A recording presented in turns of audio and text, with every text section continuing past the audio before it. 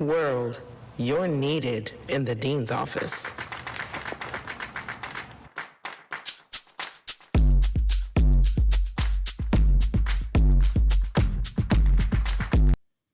Yo, it's your boy Dean. Tim, Teran. We got another episode of the Dean's Office. Again, we happy for all the ones that's listening, for everyone that's been asking for us as far as the next episode. We appreciate that. Like everything else, life been lifing, so we doing our best to put out as much content as possible. So with that being said, for today's episode, like we always do, we always have a great episode. What I want to talk about, because today we had a meeting at church for the young adults, and as within that discussion, and then we came today knowing we was going to record, it just made me think about as far as young people in the church and getting people involved in church, right? And I know just from internet watching, as far as people talking about faith, the conversation tends to change here and there. If you also, a good point, it's a podcast or a TV, I don't know what it is, called Jubilee. And then they have in that they do different topics. So they have people from one side of each talking, and they put them in a group and have them talk.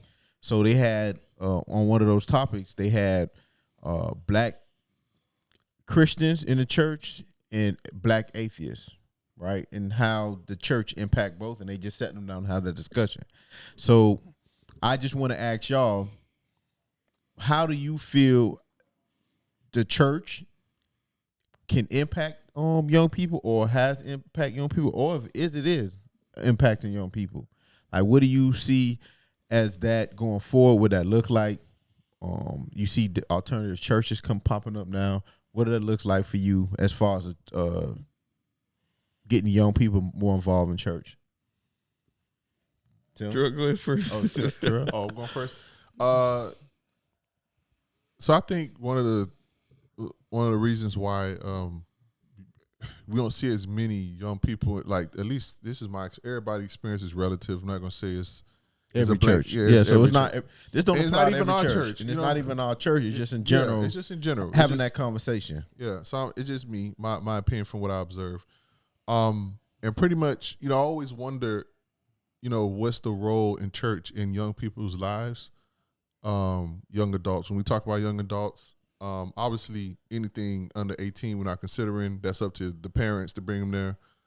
So I'm talking young adult, 18 to young professional, maybe like 18 to 30s, something like that. We did have a discussion about what's classified as young adults, but so you say young adults for you is from like 18 to like 35. Yeah, like a young professional, because usually 18 to 30 is when you're trying to figure your life out. Mm-hmm. Usually after 30, mid 30s, you pretty much know what your life is heading. Hopefully, no. Well, you kind of you know you're a failure, or you're success. Yeah, because you a failure. Yeah, not saying you can't turn it around if you a failure, or you what's deemed a failure at 30, 35. But you're a statistic by that time. Everybody know. Everybody had their own dreams of what they were going to be when they're 30. If you're not that, you know what it is. But anyway, not to digress. But so I always wondered, what is the role of the church? I remember when I had first went out to UCF, one of the things that felt weird to me was not going to church every Sunday. Like, it would be Sunday morning, I'm not going to church. Felt weird, and I didn't have nowhere to go to church. It was to the point they ain't had church in UCF. No, well, I didn't know of any church. I'm not gonna walk up this first cross I see, just walk inside the building. Yes, no, I wanted a good experience. So they didn't have what's like a chapel? No, not a chapel. You know how when you have I'm pretty sure when I went to college, they had a section for what is multicultural. What is called? It's like they had a chapel. Not a chapel. I'm saying. He talking about the multicultural. Multi-faith. So type of thing. Not even faith. It would be like an activities building. So you going in and they tell you, hey, based on your culture or your skin color, was really skin color. They were like, hey, these are the things that you can go to and fellowship with other people that you're I mean, No, they that's had- what I'm they saying. had- They had so that's what I was getting to. So they had things like that on campus, but I'm talking about church. Like they did have my line brother. He actually introduced me to this little Bible study thing that we went to on Wednesdays, and that was actually my church for a while. I would go to that on Wednesday. It was an hour. We'll do a Bible study. We'll come. We'll talk, whatever, and then we'll dismiss. Like I wasn't going to church on Sundays. And the reason why that is was because it felt like no one was going to church on Sundays. You know what I'm saying? Like it was just that environment. It just felt like nobody was in church on Sunday. People were just out. Oh, I ain't got to go to church no more. Wherever the case can be, it was like it was a non-factor type of thing. And even when I look now, it feels as though the people who are in that between 18 and 30th range, they don't go to church no more because they don't have to. You know what I'm saying? So I'm like, I always wondered the why. I said, what's so, why not keep that connection? Is it that we're not really teaching our youth to love God so that once they're gone and they have their own connection with them? Or what is it? Like, you get what I mean? So that sort of was my take on that. Yeah, I think when it comes to when we go back to saying what young people and what is attracting to the church, it's now once again it's finding that why, that purpose, and why should I continue doing this, even though now that it's more accessible online, right? So if I'm doing it and what kicked it off is what happened with COVID. We made it more easy for people to just to stay home and do it. So when you were doing that, you don't feel like you have a connection with the church, even though being in person, you have a lot more connection one another. I know for myself, going to church when I was like 18 or 20 something, I went to church because it was a habit. I didn't really feel like I was getting something out of it because I was just going because I felt like I need to have to go to, and all the stuff I was doing through the week, I need to go to church to atone for my sins, right? Because I figured, that's just the mentality I had. But it took the time when I actually joined different ministries, actually start connecting with the church. So that's what I'm saying. So now, what are we doing in the church to make them want to connect, right? So that's what's just in the connection. It's the connection. Not only that, we can't think that the way we used to perform services in the past is the same we need to continue doing it now, right? Some churches back in the days used to be in church for 2-3 hours. Yeah, man, and sing some songs that we know. But I agree. But I'm saying, get back to what we're saying. If we really want, because even now they always tell you to go where the people are, right? But at some point, the people have to want to come to you. So by you doing that, you have to attract it. One of the funniest and movie that always brought my attention was to saying what we should do is Sister Act. In the first Sister Act, when she was in that Catholic church, when the nuns were singing regularly, nobody wanted to come in church, right? Soon as Whoopi Goldberg's character changed the way the choir sang, what happened? People was walking in off the street because of this is different. So now you're bringing people here, now they can have the word, right? I'm not saying we have to come up with a gimmick. I don't have to say we have to come up with something like that to bring people back to church, but there's got to be something we need to do to say, you know what? These young people need to wake up and say, I want to go to this church, right? So I think one of y'all made a point to where, is church dead now that you have alternatives on how you receive your messaging? Because now most people go to church on YouTube. They will listen to one of those sermons and listen to the sermon, do everything they doing, and just won't attend church, but it just go to hear the word. They avoid having to have that interaction with people at church because again, a lot of times people will tell you they don't go to church or be around people because of certain practices or certain people within the church. And again, that's where everywhere. I think anywhere you go, even at work, people don't get along. So there's going to be conflict. So someone looking at that would say, hey, I can just go on YouTube, hear the sermon, get my word, and have to and just omit having to deal with the conflict or the But you don't think challenges of dealing with people. But you don't think we always had that though? Like Joe Osteen and all them other people, On Creflo Dollar, all of them was always Yeah, there. but it was but Creflo Dollar and all them all even wrapped up in scandals. By the way, weird. No, but even with that, so what I'm saying, TD Jakes back then before YouTube and having that access to just when you want to go to church, like say. Then it was only on Sunday you were seeing it on TV. They were playing for their spots. You could sit and watch it or whatever. But right now, like on a Tuesday or Wednesday or whatever, you can listen to the word. You can do it on your time. It's like when you have it via YouTube like that, you can literally, for them, say you have church anytime. You get what I'm saying? Because, like, I know it's traditionally set for Sunday at this time, blah, blah, blah. But what now, you can say on Tuesday, Wednesday or Thursday, I'm usually off. I can just lock in, do my little 2 hours of sitting in church. Like, how much impact do you think that is on people not attending church as well? I think it is, but I agree. It is, that is it. The accessibility is it. But I also think I don't think as much as an impact because we've always had it. What I do think, what popped in my head as you were talking, is think about when. So that mean you wasn't listening to me. You was ready to just tell me your idea. But No. I agree with what you're saying. I just don't think that's all the way it. So I'm like, because in my mind, it's like, you know what? But we've had that. So what else could it be? You know what I'm thinking that it is? Young people. It's I forget how they. There's a theory about this. Young people think when you're 30, 40, 50, you think more about the end of your life, right? You also at 30? 40, 50, like not the end of your life, but you think Golly, bro. But you're more conscious about taking risks. You're more, you know what I mean? Like you grow up more. You mature. You don't have the invincibility mindset anymore. Yeah, I'm not invincible. You know what I mean? So I think with young people, right? When I'm 21, 22, whatever, I can do whatever. I just, I ask for forgiveness.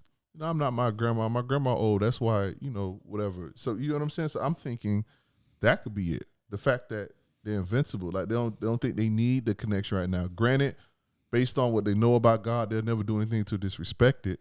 But I don't think they're in the place where they're saying, I need to serve. Commit to the discipline. Yeah. The discipline part of it because I have time. Before that, you get what I mean? Yeah, because you think about it, dog. Most of the people the pastors in church that tell you they used to be drug dealers, winos. I don't know about drug dealers. Yeah, dog. You ain't. Most of those church people be on there. They'll tell you they come on there and preach. You know what I'm saying? They be like, "Oh, I remember when I used to sell drugs. I used to be a pimp. I used to eat." What people? What? No, don't tell me you ain't. What you know? don't tell me you ain't ever watched, man. I think those type of preachers have been those type of preachers like that is in the past, and because now I know it's trying to find out. Most people, young people, are trying to find what resonates with me, right? Most of the time, and when you start thinking like going back to the internet, we have so many people tearing down everything what churches are doing, right? We had a people series jumping on churches. Why should I give the church more money? Mm-hmm. Right?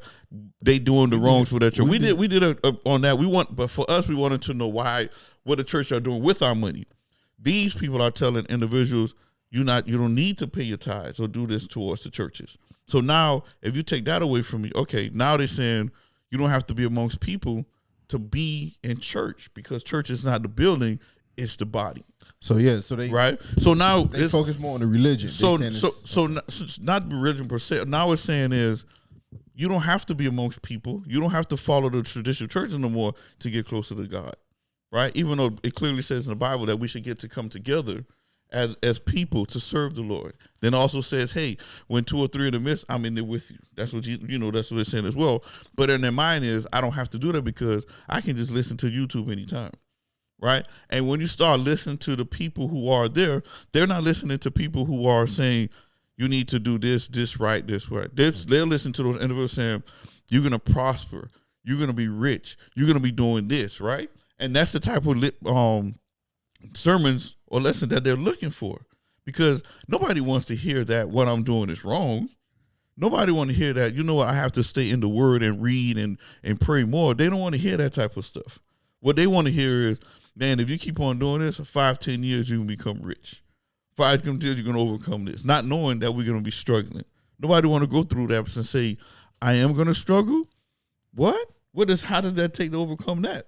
They're not trying to wait. They're ready to listen to those individuals who, let's keep on singing, let's praise it, let's find somebody who only preaching for less than 30 minutes, right? And let's get in and out. So that's the type of thing that they're doing. But I think for us and other churches, that's what we need to start doing, is finding out, okay, what it is that the young people are truly missing, not negating the elders or the younger generation. It's just that young youth, what we call young adult generation, what it is that stopping them from repopulating the church again. So then my question is, right, how do you as a church, right, balance continue to uphold the traditions as well as make those adjustments to what you're saying, going to the people, catering to the times as times changes? How do you balance continue the tradition as well as being able to adjust or adapt to the new times on how people receive the Lord? Or and I think I'm gonna tell you, for instance. So in one of my Sunday school classes, when you read it, people are wondering, how does this relate to me right now? And that's the biggest thing that we have to do now. I know we want to preach what it says in the Bible, and we are going to be Bible based in everything that we say. But how does that relate to what current situation we're going through now? Think about it. We heard about a story about Mary, and when she was pregnant, and Joseph wanted to get rid of her, but the angel came and talked to her, and blah blah blah, and all this other things. So how can that relate to something that's going on today? Basically, you're saying I can use that situation as God put me in something that didn't make sense to me, because I had to go through something. I don't understand why I'm going through this, but it can relate to something that I am going through right now. So how can we make that relatable to what they're going through right now, to make the young people say, you know what? Okay, I can see myself in the Mary and Joseph story. I can see myself in Job sitting on the side, going through, losing everything, right? Having his friends talk about him, even having his wife not being on his side.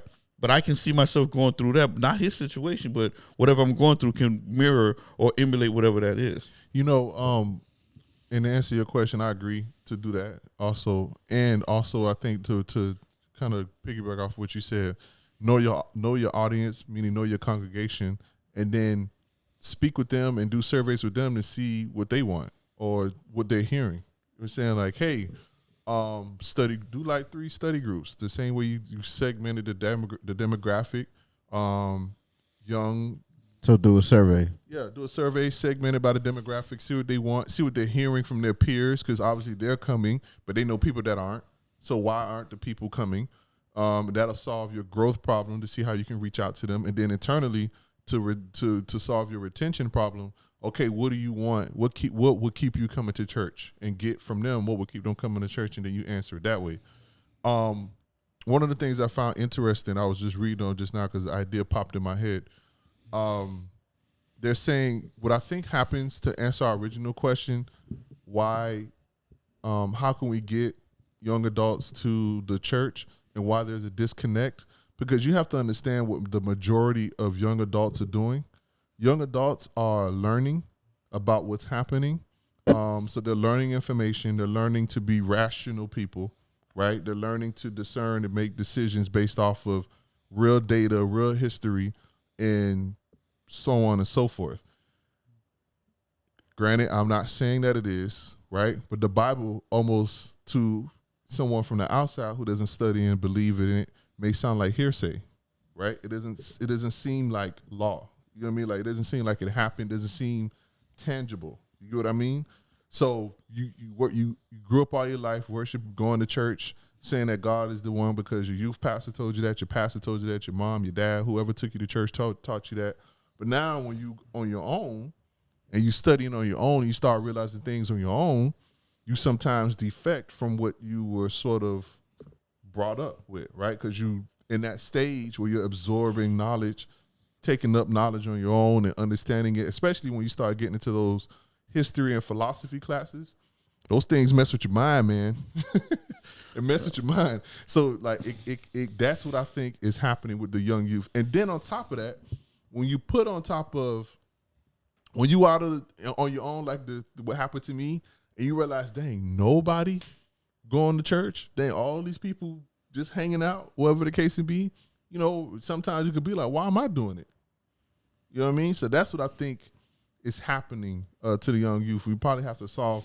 I don't know how you solve it, what you do to help with that, but to me, that's what I think is happening with the young adults. And I also think along those lines, like you said before, it goes back into that passion, right? So what are they passionate about?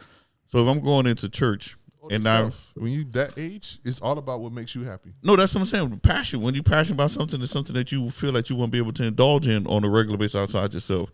Many people who go to church, whether you're young people or the elder people, if you're not doing any study or reading the Bible outside of Sunday, you're not going to feel close to God. Yep. And that's what's happening now is that we want everything taught to us, right there in the beginning, and then we forget what happened to the rest of the week. But why can't information be given to us better than this having to read outside of the week? Because what the last book you read aside from the Bible? No, and I get back to what you're saying. So listen, when you look at a sermon, right? Let's think about a particular sermon. Soon as it get to 15, 20 minutes, you lose a person's attention span, right? Mm-hmm. So me as a pastor, I'm reading 3 verses, but there are so many things I can pull out of these verses. You're going to lose it because it's going to take me literally 45 minutes to come up with something that I exactly want to tell you what you're supposed to pull out of this. Yeah, as opposed to trying to get on your own. Yeah, my ADD be making me drift off too. But once again, soon as he start talking, most people just shut down because, oh man, this dude only going to talk for 45 minutes. Not worried about what the substance is. We just know that, he preaching today? 45 minutes, let me go ahead and jump on my phone. You understand what I'm saying? Yeah. And by them doing that, they mix out. Yeah, boy, you get to walk around the church, people. Boy. All of a sudden, they got to go to the bathroom, right? Yeah. We got to go check all this other thing because the message is not resonating with them. And I think right now, what the young people are looking for is we don't want to be tied to being called a Baptist. We don't want to be tied to be called a Catholic or a Pentecostal or all these other things and people said, if you look around, there are a lot of new churches jumping up and creating, and a lot of new people are pulling towards it because they're not saying we are Baptists. All they're saying is we are people who serve in the Lord, and that's what we really want to get to. Mm-hmm. Right? Just saying we serve the Lord, we know Jesus is our Savior, and I want to try to follow him or emulate him as much as possible. Yeah. But how do we get our young people to do that and want to do it? Not just they want to have the desire to do it. Mm-hmm. And the only way to do that is to studying the word. And going back to what we were saying before, it has to be stuff that we're doing at the church that's engaging them in this type of conversation. Yeah. So, I've done a 6 Sigma project at work. So if y'all not familiar with 6 Sigma, basically it's like a process improvement method to where you try to identify a problem and understand what the issue is and find a method to improve whatever the process is. For example, if you look at a McDonald's line, how do we get orders faster? You see they implemented 2 lanes so they can get orders here, and then you come in, it'll allow them to make more orders in the background, for example. What I think we probably shouldn't do, one of the things that they teach you is what I'm trying to say, is that you shouldn't ask a broad question and try to get a broad answer. You should always use the 5 why method. So it always is, why is the young people going to church? And then you come up with an answer, why? Boom. Then ask another why. Boom. Then ask another why. Boom. Then boom. Until you get to where you think is the core problem, and then solve the core problem. Because they say if you try to what they call boil the ocean, it's never going to happen. So you have to make sure you get to like the core instance of what the issue is. So what I think in any church, if you want to grow the youth, if you want to grow the youth a little bit, you have to get to the 5th why, 6th or 7th why, as into why that particular problem isn't happening. And we can do that right now. So first question, right? Our biggest question: why aren't the youth coming to church? Why aren't young adults coming to church? Just answer any answer. No, I think the reason why young adults are not coming to church, they're there's more information available. So I'm just gonna tell you what I mean by that. So now, well, back when we were growing up and you had to go to church and they told you this what it was, although in your mind you would challenge something like reading the Bible. Sometimes you would in your mind challenge some of the stories that are being told or things that you're being taught in church. Back then you're not able to voice that. So now we have in this new generation, you have access to social media where you can have a conversation with someone that thinks the same way you do. So if I have a question on, hey, I've always felt this way, you're going to get a respond back and say, you know what, I always felt that the same. Because, well, we was growing up, you were not allowed to express how you were feeling. This is what we were doing. You're going to follow me. I don't care what you say. That's how you're going. So I think right now, the information that is provided to this generation to where now we can challenge some of the stuff that we're reading. We can challenge faith. We can challenge the traditions that we're being taught to where I feel it might say, hey, what? Let's challenge the process.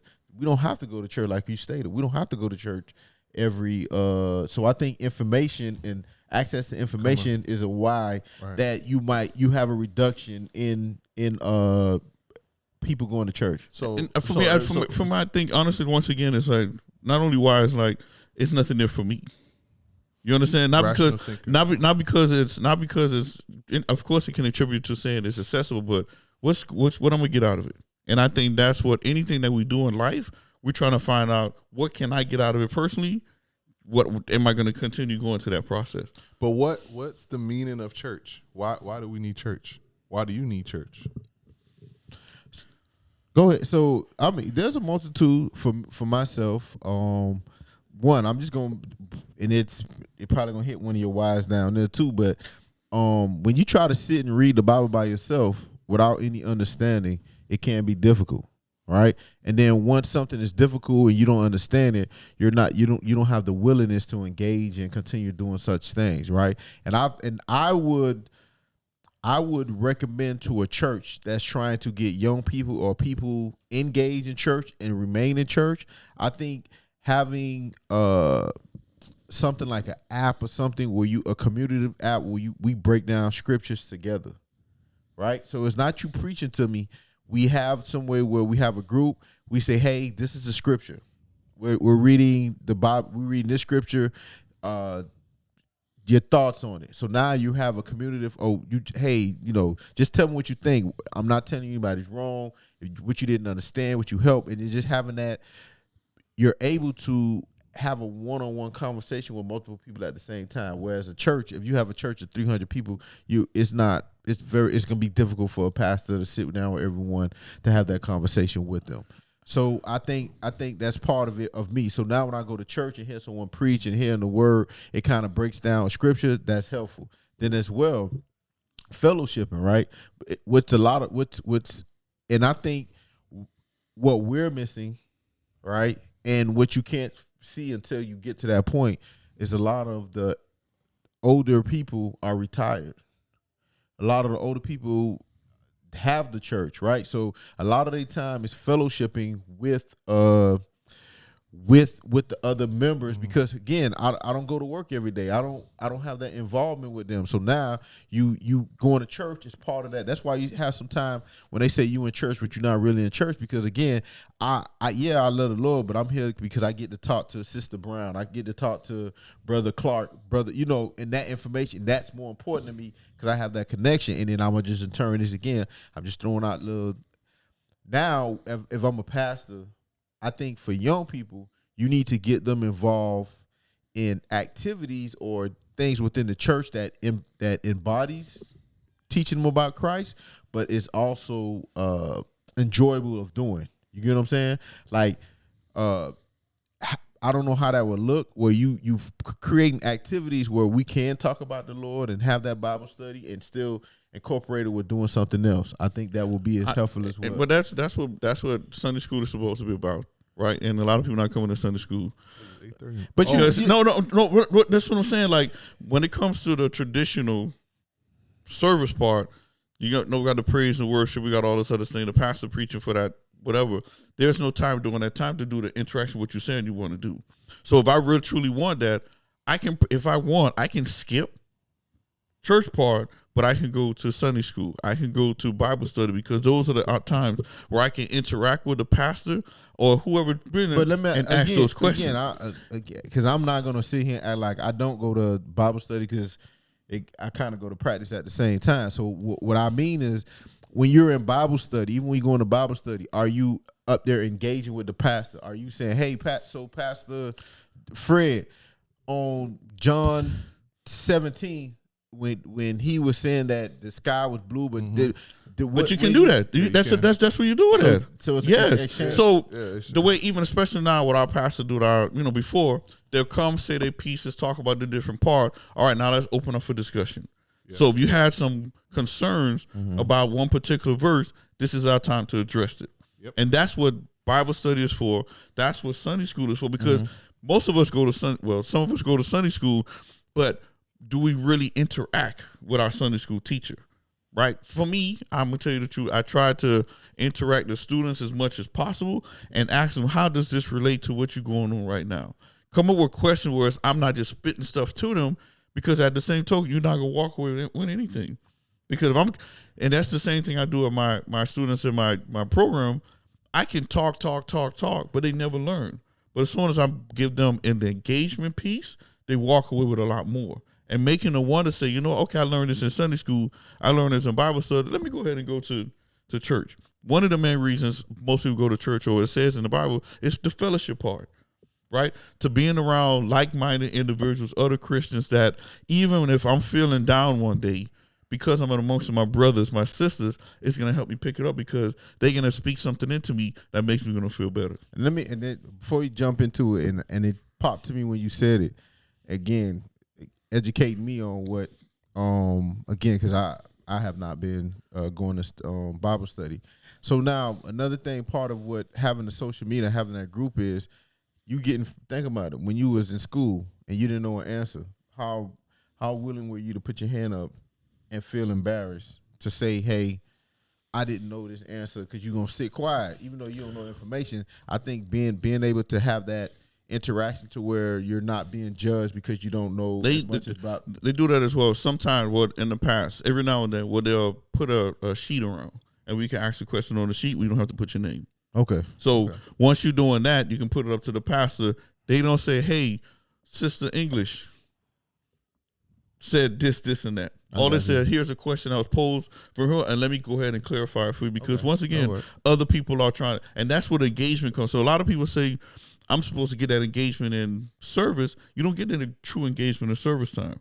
You get that true engagement if you go to Bible study in Sunday school. However, you get to that point because something has put a fire in you after the sermon was read on that Sunday. So it's like, you know what? Not only that, I'm going to go ahead and start picking up this Bible for myself, because pastor said, oh, and that's what it says in the verse, but I didn't think that's what it said before. Let me go ahead and read it. Not only are you reading it in the New Living Translation, now let me read it in the New International Version, the King James Version, the Message Bible, until you actually read something that's actually it impacts you. So that's how the learning comes in from.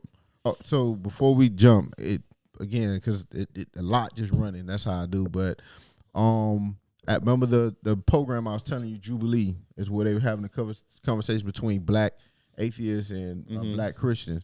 One of the other concerns, one of the other challenges that they had towards the church was, how does the church impact the community and help the community, right? And I think I think this might overlap into finding activities that young people that care about these things, and then incorporating that in with the church, to where we have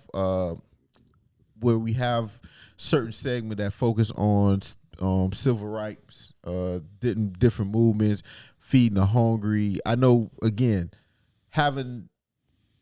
promoting a lot of that, what you're doing in the community, right, would help bring people in to show, it's church is not just about come to church, I preach to you, go to Bible study, I preach to you, but here are some of the things, if you want to be a part of helping your community while serving the Lord, look at this. Look at this is what we're doing. I think being more vocal and advertising more about what we're doing. So I'm just gonna, again, a general apply to a church that's trying to move in that direction, incorporate more people.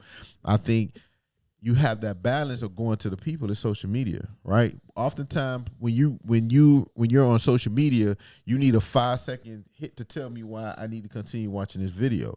So I think if you as a church or you're trying to engage those people, when you have those activities, being able to create a TikTok, being able to show that this is what we're doing, not so much you showing a TikTok of you preaching or you reading a verse. I think showing that, hey, we're in the community, we're taking God in the community to help the community as well, where you're able to give back to your community, use your time, volunteer your time. Because someone say, yeah, I volunteer my time feeding the homeless. You know what? We do that too. Incorporate that as well as while you're serving the Lord. I think that will be helpful as well as promoting your church, where you're not so much showing that coming to church is just about preaching and teaching. It's also about giving back and being involved in our community as well. Yeah, and a lot of churches do that. I know for our church, we are getting into showing the stuff that we do, right? We just had something in January where we did almost like a community fair type thing, where we was trying to help people expunge their record. We was helping people get library cards. We was feeding them. They posted on the Instagram, a little bit on the Instagram. But once again, when it comes to that, we need to show that as well. But people also want a church that they know they can pray for. So it's a combination of having, you don't have to do a 5-minute sermon. You can do a 1-minute prayer. And somebody be blessed by that. Like, man, I was really blessed by that prayer. That's bringing people to the church as well. Just like that. And also, like, again, showing, and I think I express that to my own church to say, hey, you know what? I think we need to get our social media piece aspect up, because that would bring more attention to the church as well and bring the young people. Yeah, I think if we invest in that more, and that's also buying ads on social media so the algorithm could put it out there and showcasing some of the things that we do in the church as well. I feel will be in a step in the right direction to getting us to where you get the enrollment up, as well as getting the people to realize what we're doing in the community as well. And as well, I know what I'm going to just kind of talk about. Remember how we say we have the balance of tradition, and we have we try to reach the people or try to make adjustments to what's going on. I know for there can be a point when it's too much. Like, I know you Pastor Michael Todd, he does a lot of stuff. Mr. Bless Mike. Tim Ross. There you go. Tim Ross. He has a podcast with Gates, but he curses on that. You seen Pastor Todd spitting his hand and rubbing on their face. I think he poured syrup on a Bible. He did a lot of stuff that got him attention, and as well it got him negative and positive attention. Like, how do you think you balance that without it being too much, or if that's what you need to start doing as a pastor? I'll tell you the truth. I've seen about that stuff. I heard about it as much as I can, but in my mind, I don't know. I feel some type of way about that individual stuff, right? I've noticed that I've seen a couple of his stuff, and he's a very visual pastor, meaning that he used a lot of props in his sermons. He used a lot of props to illustrate exactly what he's doing, because sometimes you need a visual. People are visual people, right? And that's the only way I can show what I'm trying to interpret what he's doing. So that I get that to the point, but sometimes you don't have to go to that far, to that extreme, because sometimes you take away from what the message is, and I'm more concentrating on what the illustration is, right?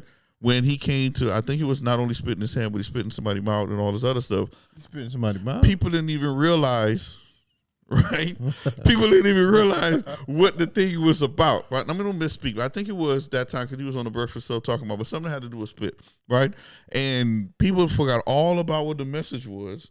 They only saw what that image was, and their mind is like, what this man doing, right? And it took away from it. So I think when it comes to trying to illustrate and it takes away from the purpose or takes away from the scripture or what you're trying to tell the people, that's what I think is too much. So So again, I think so we're gonna close out, right? So we just kind of, I'm gonna give each one of y'all opportunity to kind of just close out. As far as we want to reference, what can a church do, how a church doing, so forth, and then before we put that little point, so you can drop on it. To close, I think again, I don't think we should answer any questions unless we know the reason why. We shouldn't provide any answers without knowing the question. We shouldn't provide any solutions without knowing the problem. We shouldn't assume. We should have data to back up why this issue presents itself. Use real problem-solving scientific rules to understand how to solve the problem, and then go to work from there. I think it's important to have youth in the church. Most of Young adults, not youth. We know youth. We do want young adults. Young adults, yeah. Most of the issues that we're seeing usually happens with people, they're in that younger age, 18 to 22, usually where you see or present most of the problems. And that's why it's important for the church to get there. The reason why I go to church is no one's happy 24/7, right? Usually you need some type of word of encouragement, and people seek different outlets in order to be happy. I know, some people go to the club, some people get on social media, some people drink, do whatever. But we got to start letting people know the best source is to go to church, because if you keep on going to church every Sunday, it always seems like the message is talking to you no matter what. Like, dang, I can apply this to my life.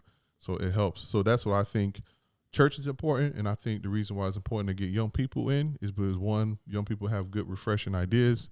And then two, it'll help usually the most troubled, mentally people is the folks that are like 18 to 30 trying to figure themselves out. I think as a pastor of a church, you want to try to get the young people in. Stay with the word, stick with the word, stick with the Bible, because everything that you do have to be based on that.